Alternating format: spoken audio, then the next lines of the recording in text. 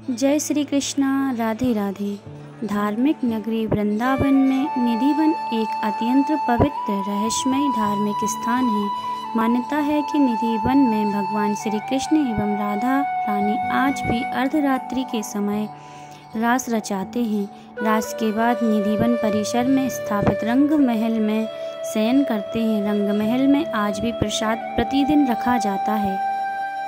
लगभग 2-2.5 एकड़ क्षेत्रफल में फैले निधिवन के वृक्षों की खासियत यह है कि इनमें से किसी भी वृक्ष के तने सीधे नहीं मिलेंगे तथा इन वृक्षों की डालियां नीचे की ओर झुकी तथा आपस में गुथी हुई प्रतीत होते हैं।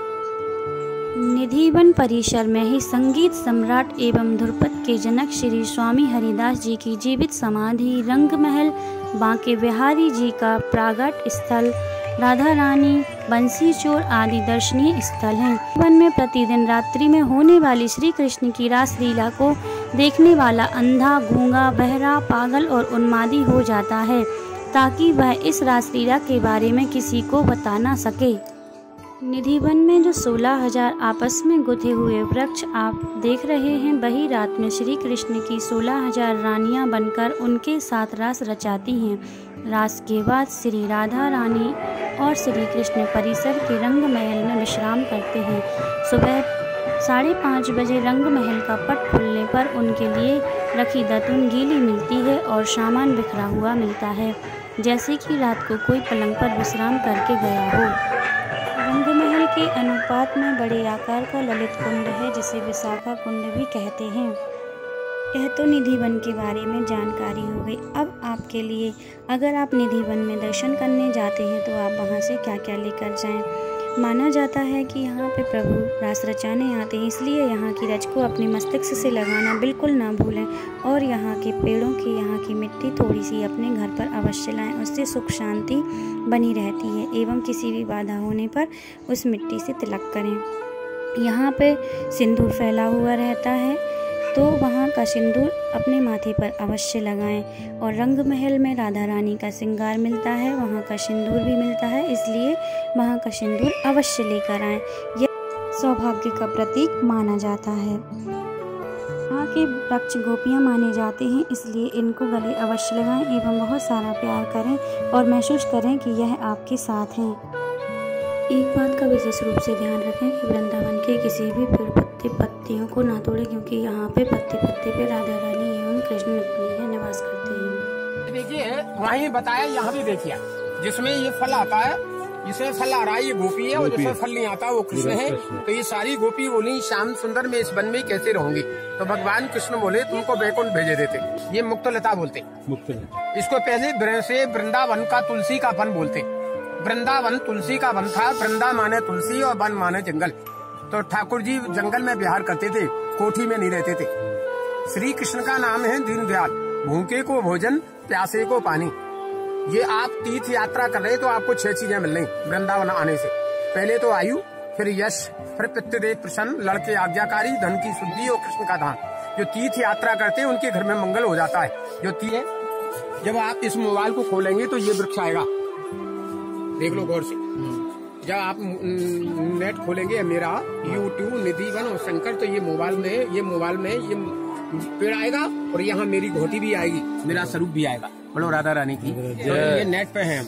देखो ये वृक्ष की विशेषता बताता हूँ।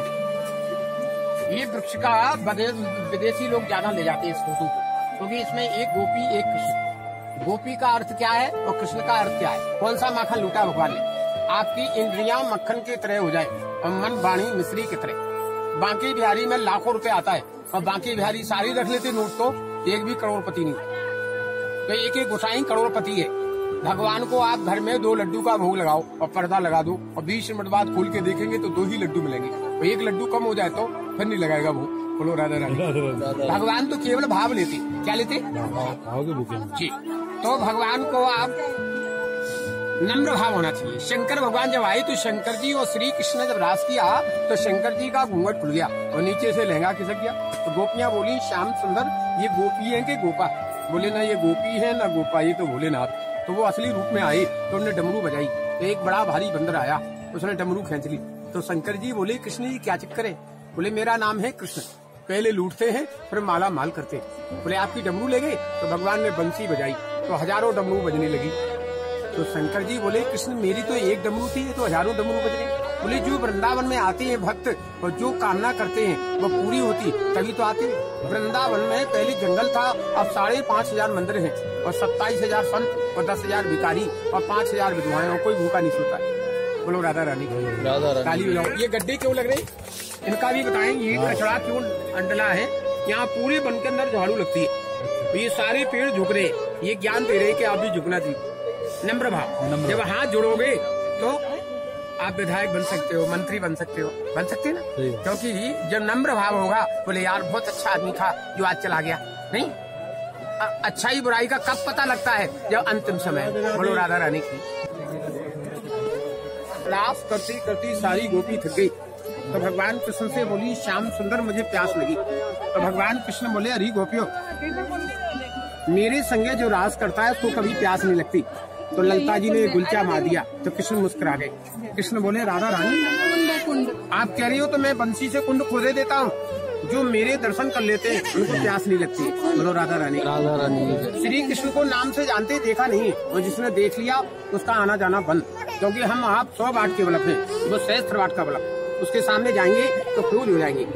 अभी असली वाले 2 सांप आ जाए जंगल में से तो ढक्कन गैली मिलेगी अपने को, ताली बजाओ थोड़ा निश्चित है जीवन नहीं। अभी असली वाले 2 सांप आ जाए जंगल में से प्रकट हो जाए तो ढक्कन गैली मिलेगी अपने को, क्योंकि सांप है वो काल है। तो जो श्री कृष्ण का दर्शन कर लेते हैं उन्हें मोह नहीं होता है।